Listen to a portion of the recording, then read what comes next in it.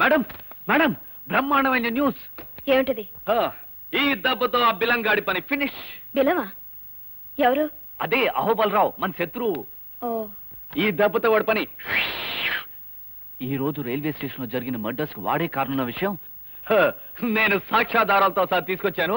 ఇదిగో నేను ఎక్స్పోజ్ చేసిన ఫోటోగ్రాఫ్స్. అంటే వాడి దుర్మార్గాలకి తెరపడే రోజు దగ్గర పడిందన్నమాట. Exactly correct sir.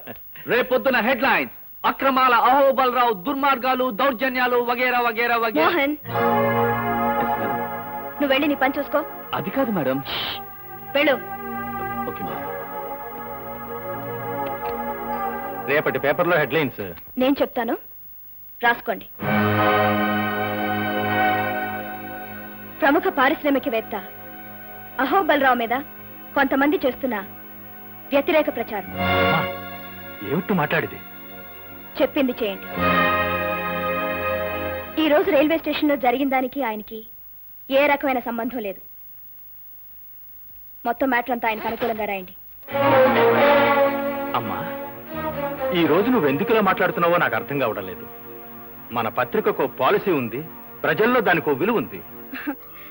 విశ్వం గారు, పత్రిక నాది, పాలసీ కూడా నాదే. ఈ రోజు నుంచి నా పాలసీ మార్చుకుంటున్నాను. అది కాదమ్మా. Shut up. Do what I say.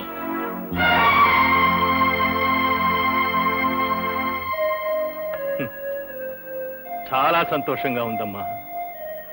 మీ నాన్నగారు నేను స్వాతంత్ర్య పోరాటంలో లాఠీ దెబ్బలు తిన్నప్పటికంటే ఎంతో ఆనందంగా ఉంది. ఎన్నో ఒడిదుడుకులకు ఓర్చుకొని మన పత్రికను దేశం గర్వించే స్థాయికి తీసుకురావాలని మేం పడిన కష్టాలన్నిటికంటే నువ్విప్పుడు అన్నావే షటప్ అని, ఆ మాటకి ఎంతో ఆనందంగా ఉంది తల్లి. I'm sorry. వద్దమ్మా, అలాంటి మాటలు మాట్లాడకు. అన్న మాటకు కట్టుబడి ఉండడం, కట్టుబడ్డ పాలసీకి అంటి పెట్టుకుని ఉండడం నా పాలసీ. ఇవాళ నా పాలసీ మార్చుకొని ఈ పేపర్లో పనిచేయలేను. నిజాన్ని నిర్భయంగా చెప్పలేనప్పుడు పెన్ను విరిచి బయట పారేయన్నాడు నా ప్రాణమిత్రుడు ఆనందరావు. అంటే నీ తండ్రి. 100 తుపాకులకు భయపడిన గాని ఒక్క పత్రికకు భయపడతాను అన్నాడు ఒక నియంత. పత్రిక అంటే అంత గొప్పదమ్మా. అలాంటిది కొన్ని లక్షల మంది చదివే పత్రికను చేతిలో పెట్టుకొని ఒక సామాన్యుడైన దుర్మార్గుడికి నువ్వు ఎందుకు ఇలా భయపడుతున్నావో నాకు అర్థం కావడం లేదు.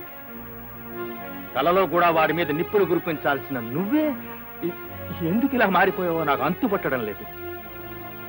నీ అక్షరాలు వాడి గుండెల్లో తుపాకీ గుళ్ళల్లా దూసుకుపోతూ ఉంటే చూసి ఆనందించగలను గాని వాడిపోయిన పువ్వుల్లా వాడి పాదాల మీద పడుతూ ఉంటే చూసి సహించలేని తల్లి. వస్తా. ఇదే నా రాజీనామా.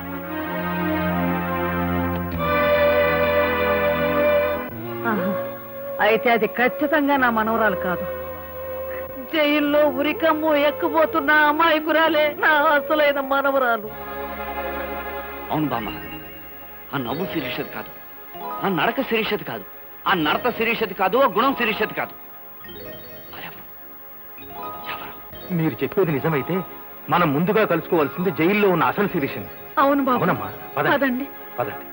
అవును బామ్మ, నేనే శిరీష్నని ఆ రోజు నేనెంత చెప్పినా నువ్వు వినిపించుకోలేదు. ఇదంతా నా కర్మమ్మా, నా కర్మ.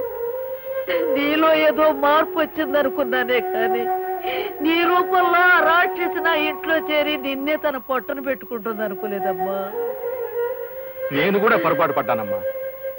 చిన్నప్పటి నుంచి నా చేతుల్లో పెరిగిన శిరీష నా మీదే నోరు జారిందని ఆవేశపడ్డానే తప్ప ఒక్క క్షణం ఆలోచించుంటే ఆ నకిలీ మనిషి అప్పుడే దొరికిపోయి ఉండేది. జరిగిందేదో జరిగిపోయింది. ఇప్పుడు మనకు కావలసింది పశ్చాత్తాపం కాదు, నా మనవరాల్ని ఉరికంబం తెచ్చి తప్పించాలి మాస్టారు, తప్పించాలి. మనందరం వెళ్ళి విషయం కోర్టులో చెప్తే నమ్మరు మోహన్. ఒకసారి నేను కాదని చెప్పిన మీరే మళ్ళీ అవునని సాక్ష్యం చెప్తే కోర్టు నమ్మదు. మరి నిన్ను విడిపించుకునే మార్గం ఏమిటో చెప్పమ్మా. నేను చెప్తాను. ఎవరు బాబు నువ్వు? శిరీష ఈ పరిస్థితిలో ఉండటానికి ముఖ్య కారకుడినైన ఓ దుర్మార్గుణ్ణి. రంజిత్, నాతో రండి, ఏం చేయాలో చెప్తాను. రండమ్మా. అందరికీ నా నమస్కారం. ఓటున్న ప్రజలకు 2 నమస్కారాలు. ఈ రోజు చాలా గొప్ప రోజు. ఎందుకంటే ప్రపంచంలో 2 అగ్రరాజ్యాల్లాగా ఇప్పటి వరకు ఒకరి మీద ఒకరు బుసలు కొట్టుకుంటున్న క్రాంతి పత్రిక, శ్రీ అహోబలరావు గారు తమ పాలసీలను మార్చుకుని క్రాంతి పత్రికను అమ్మివేయటానికి కుమారి శిరీష గారు, కొనటానికి శ్రీ అహోబలరావు గారు సిద్ధపడటం చాలా సంతోషకరమైన విషయం. అంతకంటే సంతోషకరమైన విషయం ఏమిటంటే, ఇలాంటి విషయాలన్నీ గుట్టుచప్పుడు కాకుండా అందరూ జరుపుకునే పని. కానీ వారు పెద్ద మనసుతో మనందరినీ ఆహ్వానించి మన సమక్షంలో ఈ వేడుక జరుపుకోవాలనుకోవటం చాలా సంతోషకరమైన విషయం. దుర్ముహూర్తం వచ్చే వేళైంది. లాంఛనాలు పూర్తి చేసుకోమని కోరుతూ మీ అందరి దగ్గర సెలవు తీసుకుంటున్నాను.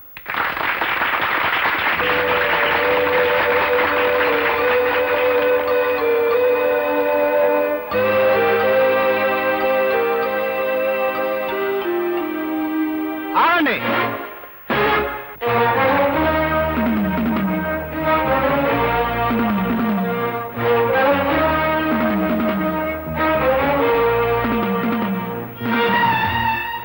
శిరీష, ఒక్కసారి లేచి నిలబడు.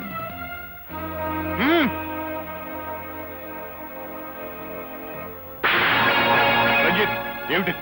చెబుతాను, ఆశ్చర్యపోకండి, కూర్చోండి. ప్రజలారా, మనది భారతదేశం. మనకో సంస్కృతి ఉంది, మనకో సాంప్రదాయం ఉంది. దాని ప్రకారం భర్త భార్యను మందలించటంలో ఏమీ తప్పులేదు. అవసరమైతే ఒక మాట అనొచ్చు, ఇంకా అవసరం అనుకుంటే ఒక దెబ్బ కొట్టొచ్చు అని మన పెద్దలు చెప్పారు. శిరీష, కట్టుకున్న భర్త కూడా చెప్పకుండా ఏంటి వ్యధవేషాలు? కట్టుకున్న భర్త ఎవరు నువ్వు? What nonsense are you talking? తప్పు సిరి, అలా మాట్లాడకూడదు. రంజిత్, ఏమిటిది? తుపాకులతో ఉన్న మనుషులు నా చుట్టూతా ఉన్నారు. జాగ్రత్త, మర్యాదగా ఇక్కడి నుంచి వెళ్ళిపో. నీ తుపాకీలు మనుషుల చుట్టూ, నా మనుషులు రివాల్వర్స్ పట్టుకొని రెడీగా ఉన్నారు. పిచ్చి పిచ్చి వేషాలు వేశామంటే కాల్చి పారేస్తా. నీకు వీడే కరెక్ట్ అయిన మొగుడు. మహాజనులారా, మీకొక ఆశ్చర్యకరమైన విషయం చెబుతాను. ఈ పత్రిక నాది. దీన్ని సర్వ హక్కులతో సంవత్సరం క్రితమే శిరీష నాకు అమ్మేసింది. ఇదిగోండి డాక్యుమెంట్స్. అబద్ధం. సోదరులారా, ఇతనొక బజార్ రౌడీ అని మీ అందరికీ తెలుసు. ఏదో ఒక దౌర్జన్యం చేసి ఈ కార్యక్రమాన్ని పాడు చేయాలని చూస్తున్నాడు. ఇలాంటి సంఘ విద్రోహ శక్తుల్ని మీరే తరిమి తరిమి కొట్టాలి. మహాజనులారా, తొందరపడకండి, కూర్చోండి. సంవత్సరం క్రితం నాకు శిరీషకు అన్నవరం సత్యనారాయణ స్వామి గుళ్ళో పెళ్లి జరిగింది. ఈ ఫోటోలే మీకు సాక్ష్యం.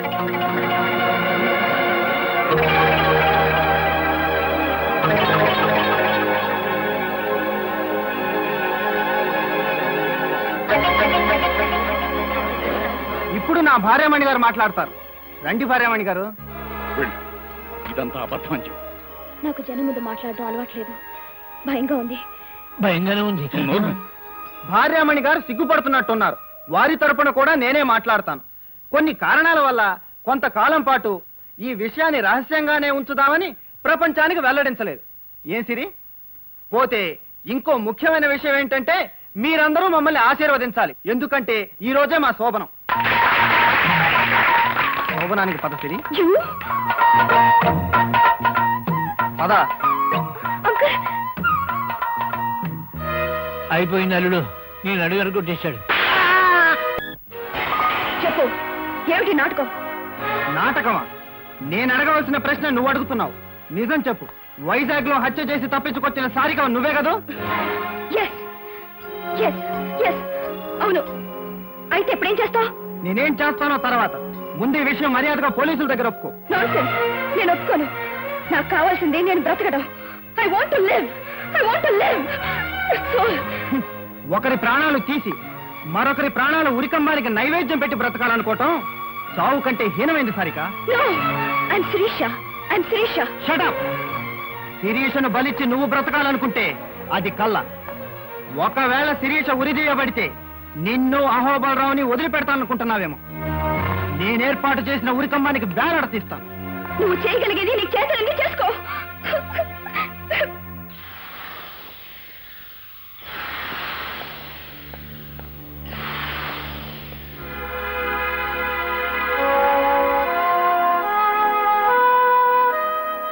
We are very sorry, madam. It's all right. ఎవరు మాత్రం ఏం చేయగలరు? నన్ను ఉరి తీసే రోజు నిర్ణయిస్తూ ఆర్డర్స్ వచ్చాయి, అంతే కదా? అవును. మరో 48 గంటల్లో మీకు ఉరిశిక్ష అమలు చేయబడుతుంది. సారికకు ఉరిశిక్ష? నో, శిరీషకు ఉరిశిక్ష. శిరీష, ప్లీజ్, నీ మొండి పట్టుదల వదిలి నీ దగ్గర ఉన్న ఆధారాలు ఏంటో చెప్పు. నేను చెప్పను. శిరీష, చదువుకున్న దానివి, తెలివైన దానివి, మొండిగా ప్రవర్తించు. చెప్పు. నాకు ప్రాణం కంటే హృదయం గొప్పది రంజిత్. నువ్వు పంచుకున్న హృదయం కంటే ఈ శరీరమే గొప్పది కాదు. Let it hang to the gallows. No, అలా జరగటానికి వీల్లేదు. ఆధారాలు ఏమైనా ఉంటే చెప్పు. అయితే నీ ప్రేమను అంగీకరిస్తున్నావు అని ఒక్క మాట చెప్పు.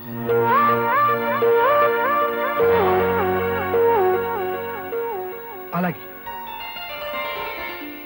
ఆల్ ఇండియా ఎడిటర్స్ కాన్ఫరెన్స్ కి ఊటీ వెళ్ళాను. కాన్ఫరెన్స్ జరుగుతుండగా నాకు అపెండిసైటిస్ వచ్చింది. అక్కడ నాకు ఒక డాక్టర్ ఆపరేషన్ చేశారు. ఆయన పేరు సుందరమూర్తి. ఆయన్ని తీసుకొస్తే తప్పకుండా నేనే శిరీష్ని నిరూపించగలను.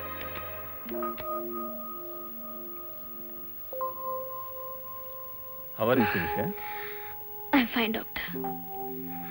డాక్టర్, ఈ విషయం మా బామ్మకు తెలియనివ్వలేదు కదా? ఏమీ లేదమ్మా.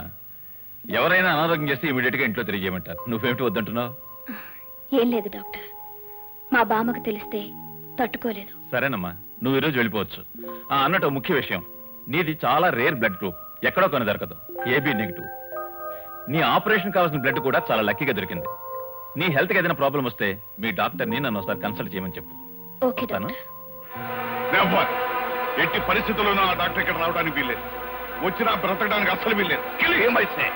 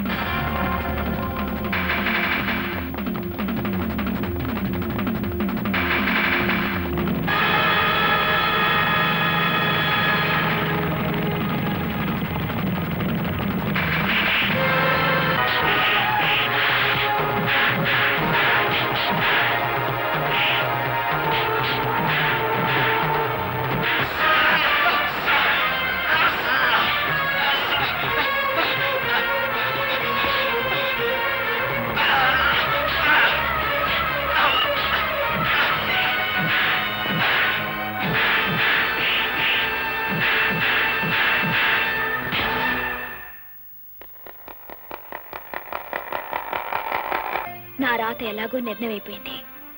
కానీ నువ్వు జీవితంలో చేయవలసిన ముఖ్యమైన పని ఉంటుంది. మర్చిపోయావా? ఏమిటది? నీ లలితకిచ్చిన మాట నిలబెట్టుకోవాలి. నీ లలితను నాశనం చేసిన వాడిని ఆమె సమాధికి బలిచ్చి ఆమె ఆత్మకు శాంతిని చేకూర్చాలి. అది సాధ్యం కాదు శిరీష. వాడెవడో నాకు తెలియదు, ఎంత ప్రయత్నించినా తెలియడం. కానీ లలితను చంపిన వాడి బొమ్మ నేనిస్తాను. నువ్వా? అవును, నీ లలితను, ఆమె ప్రేమను నా మనసులో ప్రతిష్ఠించుకుని ఆ బొమ్మను నేను పూర్తి చేశాను.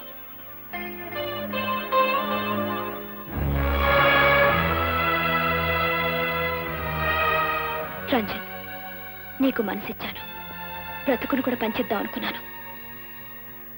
కానీ ఇది మాత్రం ఇవ్వగలుగుతున్నాను. సెలవు.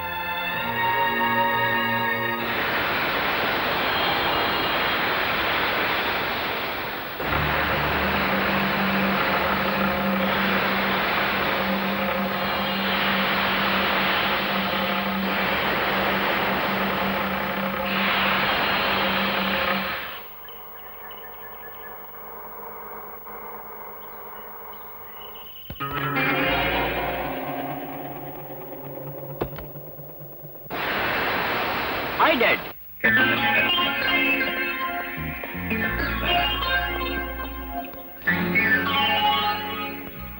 చూడు బాబు, ఇది అమెరికా కాదు. నీ ఇష్టం వచ్చినట్టుగా ప్రవర్తిస్తే ఆ తర్వాత నిన్ను రక్షించడం నా వల్ల అవును కాదు. బాబు, పరిస్థితులు ఇదివరలా లేవు. పోలీసులు జైల్లో పెట్టి మీ బాబుని రేపో మాపో కొల్లబడి చేయబోతున్నారు. నోర్మై.